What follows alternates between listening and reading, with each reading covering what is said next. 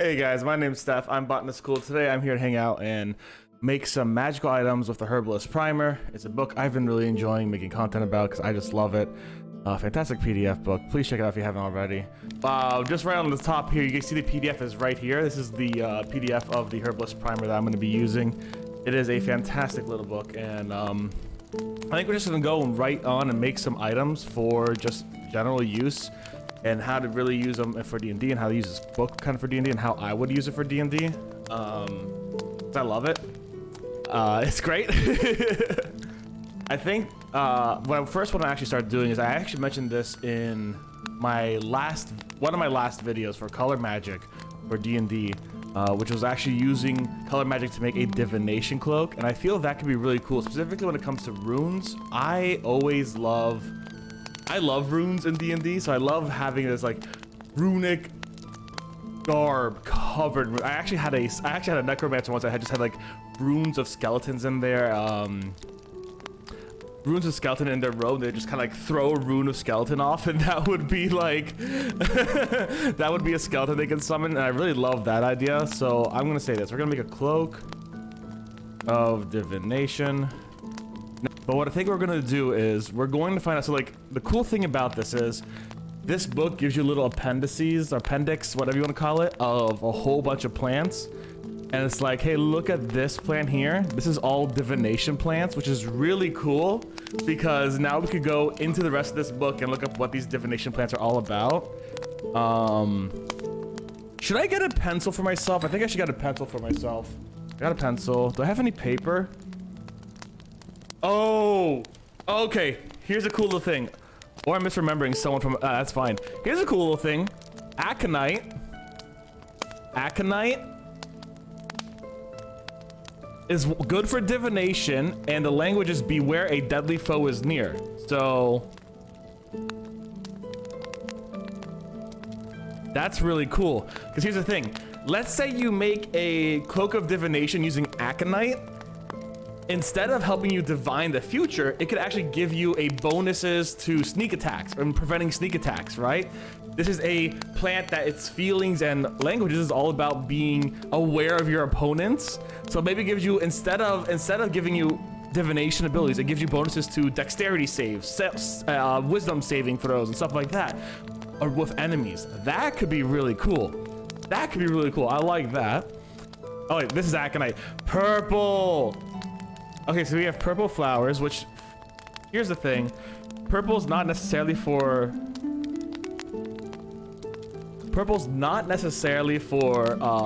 protection, nothing like that, but we could find something there. But hold on, here's the thing. Magical properties. Aconite is one of the most critical ingredients for potions and ointments, allowing flight. Ooh, what? Okay. Use fresh aconite as a repellent for venomous creature. Dried aconite petals are common ingredients in building ritual circles of protection. Okay, there we go. Especially in areas inhabited by werewolves and vampires. What? Aconite also impedes their shape-shifting abilities. Okay. Seasoned aconite, including a metal, has necrotic properties, lending themselves to divination magic and communing with. Oh my god. Aconite's cool as shit. This is not gonna be a cloak of thick with 2 C's, baby. No, I'd give these 3 C's. I'd give that 3 C's thick, baby. Let's go. 3 C's thick, baby. Let's go. Thick. We're gonna do a Cloak of Precaution. This is a Cloak of Precaution. So we're actually gonna make a Cloak of Precaution. I like this idea because Aconite apparently is really good for divination. The languages for Aconite is deadly foes nearby, and they have purple flowers and are often used in things like divination, as it says in the magical properties section. So I really like that. So take a look at this.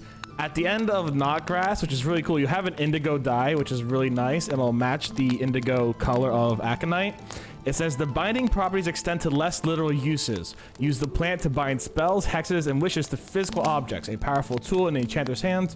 Knotgrass allows them to tie magic to an object with a semi-permanent bond, fast, unbreakable, and easy to unravel. Ooh, so here's the cool thing. If we want a Cloak of Precaution that is, or rather, hold on. We're not making cloaks. No, this is not cloaks. We're gonna be making making threads of precaution. Oh my god, this is really cool. The thread of precaution is one item that aids in keeping the universe in order to make the thread of precaution. So here's what I'm thinking, right? This idea switched from a Cloak of Divination to Threads of Precaution, which is really cool because, like, as an example, this book talks a lot about really cool plants. Like, we're using right now Aconite for these threads because Aconite and its magical properties that lend themselves to divination magic and communing with spirits.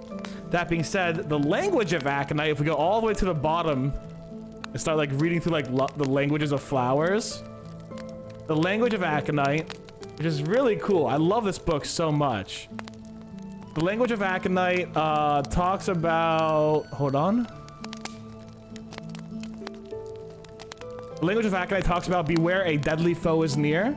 So then it switched to like a Cloak of Precaution, and then we saw Knotgrass, which is used to make dyes, and it actually Knotgrass is also used not just to make dyes, but also A, B, C, D, E, F, G, H, I, J, K.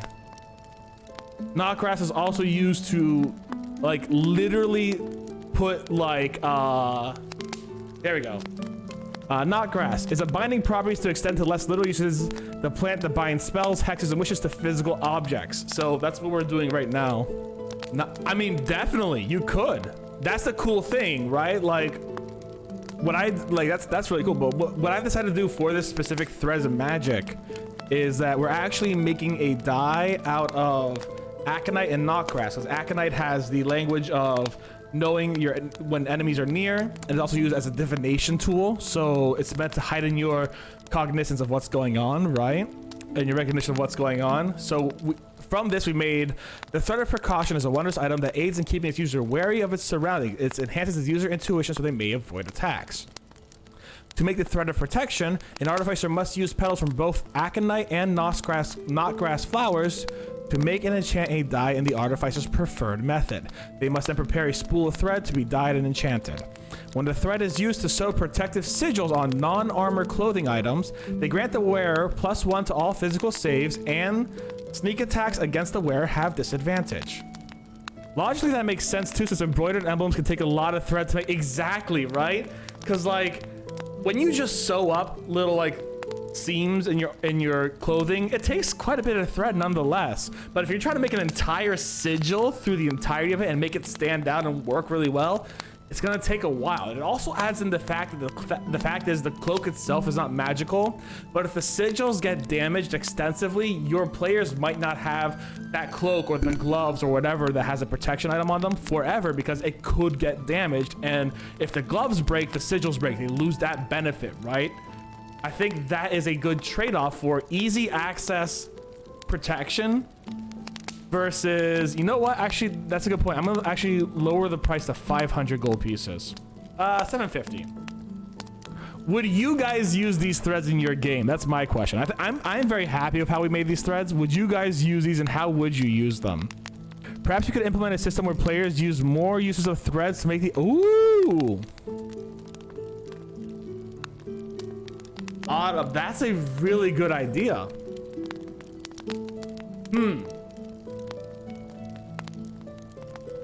Indestructible army of villagers with all the citizens on multiple layers of clothing. I mean, it doesn't provide AC, so any physical attack could get them really bad. Any physical attack could get them really bad. Like, it doesn't give you AC. It helps you dodge a little bit. Doesn't give you AC though. I'm thinking maybe if the spool has 3 uses, maybe gives a +2 to checks. And if let's say like this, if you were to use up to 3 uses, you get a +2 to checks, and a +2 to checks sounds good for physical checks at least. The disadvantage on sneak attacks can't really be added onto or anything like that, so I think it's fair because you're using a lot of your resources, but you're getting a really good bonus. A +2 to saving throws is fantastic. I remember a long while ago I had a DM who liked a weapon sigil system, kind of. You would need a book on weapon sigils first, and then get a pot and a certain monster parts depending on what result you'd want, and boil the monster parts down and chisel the correct symbol into your weapon and stick it into the pot. That's kind of really cool. That's kind of really cool. Are you kidding me? I like that. That's kind of really cool. I like this idea. It went from a cloak to thread, and I appreciate that because I love the idea of like actually stitching your own sigils onto a cloak. And this can help mages a lot. Mages are squishy as it is, and this could help a lot for mages.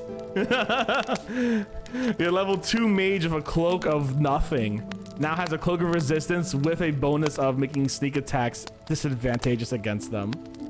Let's see what other items. I'm gonna look actually through some plants and see what other items we could do. Cause like I like here's the cool thing about Lotus Roots. Oh, okay, you know what? Let's actually do something with Lotus Roots. Actually, hold on. Let's do something with Lotus Roots. Cause here's the cool thing. Place a lotus root under your tongue and say the words sign Agris towards a locked door and magically open it. The roots carry enough power for a single use. I like this. I like this. This is such a fucking meme. I want to make something out of this. Okay. So, for those who don't know, lotus roots are these big old tubers, right? So, what do I think of when getting a dried tuber? What if we had... What if there was... Okay. What if there was...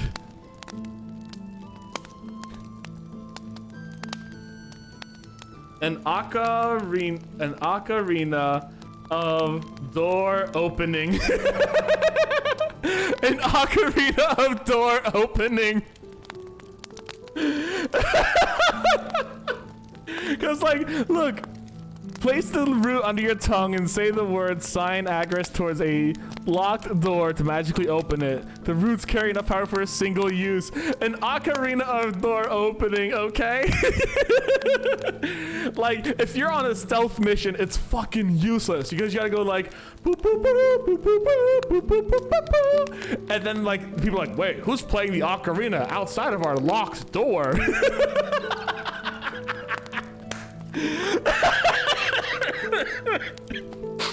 So, to use the ocarina of door opening is just a waste of time. Unless you're really able to secure the area and play really quietly. No, you have to speedrun the ocarina. Exactly. Legend of Zelda Ocarina, you know, Ocarina of Time speedrun? No, Legend of Zelda Ocarina of Door opening speedrun. Let's go, baby. Let's go. I love this little random tidbit here. Let's get an Ocarina of Door opening. All right, how's this thing gonna work? Or, hold on, here's another cool thing, right? Like, just imagine you're running away from, like, an enemy, right? And you're running in a house, and you're just like, and you're just running, and a door opens, you open it, the dude behind you just right smacks into the door. Like some Scooby-Doo shit. Like some Scooby-Doo shit. Oh. If you need to go into like a car or like a wagon, like you have to break into someone's wagon, that feel when the door becomes the broom choke. Exactly. Would this trigger the alarm spell? Hold on. Do you think this would trigger the alarm spell? If someone put an alarm spell on a door, do you think this would trigger the alarm spell? I'm trying to think if this would trigger the alarm spell, because the alarm spell would technically trigger when the door is open or messed with, right? So I think it would. My gut is going this. Ocarina, unless you have an ocarina accessory. You have the no, it needs the harmonica of door openings, and then it won't, right? The ocarina will, but the harmonica won't. That would be funny if, like, oh yeah, you're awake, the alarm's now, but the alarm spell would unfortunately still work, I think. Because I'm pretty sure it's whenever anyone crosses that threshold or breaks that barrier that really has that moment happening, right? In rules as written, at least. So I would need to give it that.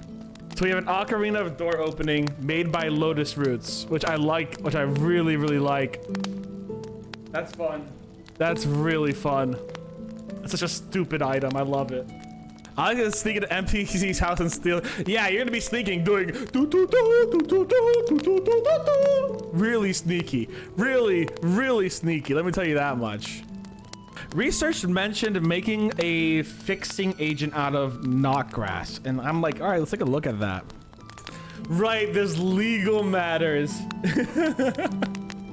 Do you wanna fix your legal marriage? Use knotgrass, hickory, and where's love? Where's love? Where's love? And adder's tongue. I don't fucking know. The popular garden herb, beloved by cats and bees alike, grown for its citrusy scent, relaxing and sedative properties, using beauty. Oh my god, amazing. Okay. What does catnip look? Catnip has purple flower. That's cute. Okay.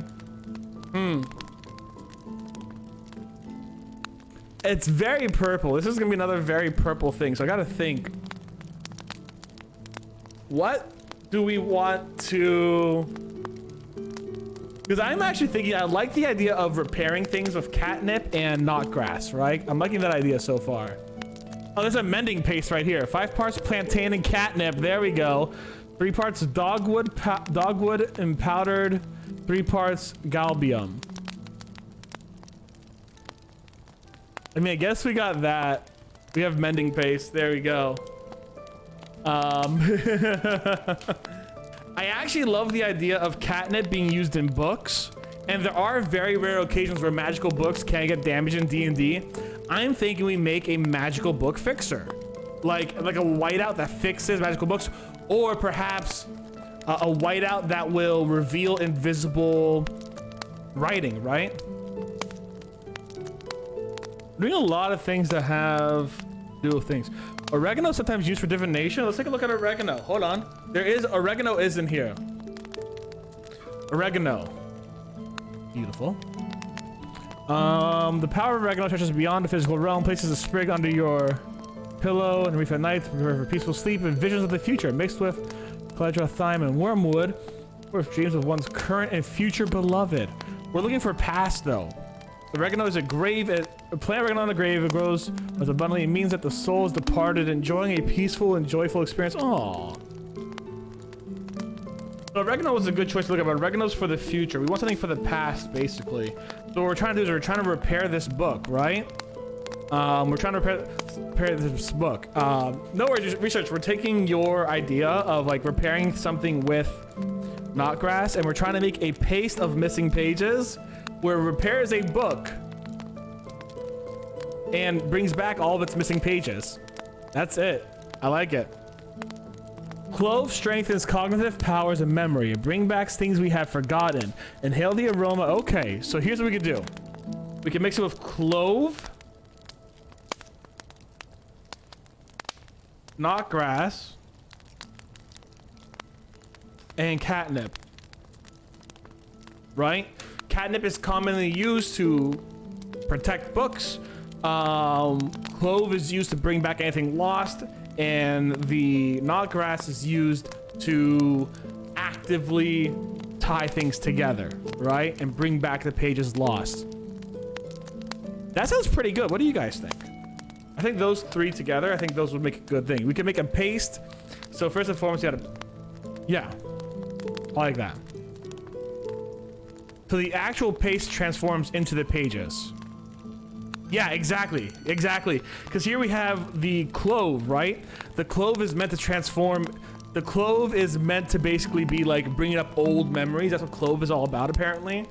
So the clove brings back the old memories of what the book is. See, clove strengthens cognitive powers and memory. It brings back things that we have forgotten. And having pages ripped out of you, technically, you know, that could be something akin to that. The book has forgotten this information because it's been ripped out of it, right? The catnip is all about protecting and repairing books, and the knotgrass is all about actually, you know, mending this part physically into the book itself. You know what I'm saying? The more important the information, the more paste it could take. Ooh! The paste of missing pages is a thick paste that is slathered onto a book where the page is torn off, damaged, or partially partially destroyed. When the book is closed, the paste inside, within 24 hours, the paste transforms into the missing pages with their full context. The paste works on magical books as well. To make said paste, an artificer needs to utilize their preferred methods to mix catnip, knotgrass, and ground clove. The paste has 10 doses. Minor damage uses 1, moderate damage uses 3, and severe damage uses 7. Depending on the information and magical properties of the book, it may take some more spaced.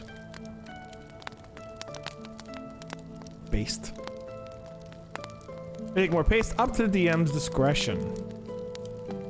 I think that's fair. What do you guys think? Autumn, D&D is your beloved. What do you think? I don't know. Common knotgrass is edible and can be added into salads. Okay, that's really cool. That's really cool. Thank you for teaching me that, Autumn. I think this is a pretty darn good item here. And that's 3 items recreated in what, 2 hours? That's pretty fun. Let's save this item, export it as a single layer, export it as a PNG. Paste of missing pages. So we have also the thread of precaution, the Ocarina of door opening. Amazing. We have made some amazing things today. Okay, so mistletoe's magical properties include carry a fresh twig or wear a ring carved from the wood to ward off sickness and heal fresh wounds. Ooh. You know what? Next time we do something like this, Autumn, we'll go to nettle spray. But let's just make a really simple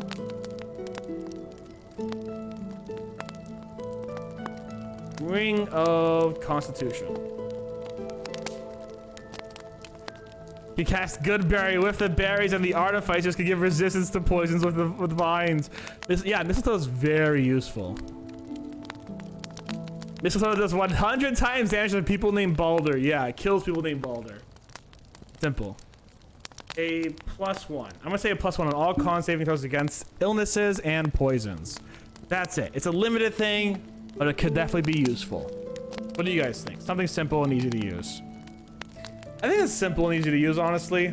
It's not gonna like save you from deadly nightshade if you have it 10 times, but it'll help you resist poison and resist illnesses. I think that's fair. Anyways, I will say this, guys, if you haven't already, feel free to follow my YouTube and check out my latest quest helper on the color magic of this book. It's actually fantastic. Take a look at all my links and stuff, all good stuff here. And last but not least, Quest Helper actually has a Google Drive that you guys can use anything that I have made. Feel free to go use it. I actually have quite a few things in there, including but not limited to some enemies and NPCs, an actual homebrew game I made for funsies, for the Halloween themes and spirits. I also have some plot hooks for historical plot hooks in there. I have some monsters and what have you.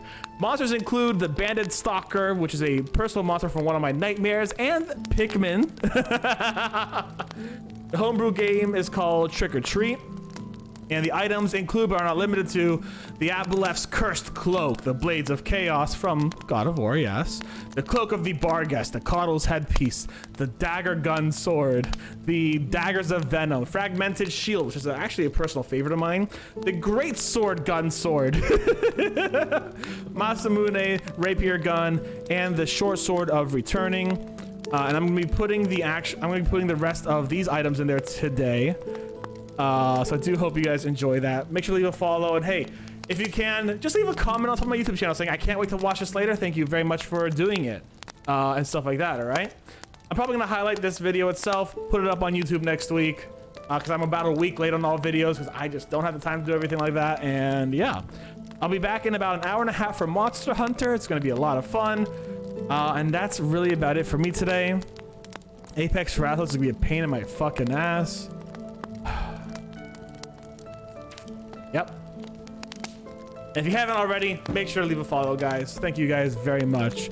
I will see you in an hour and a half for some Monster Hunter Rise. Bye, everyone.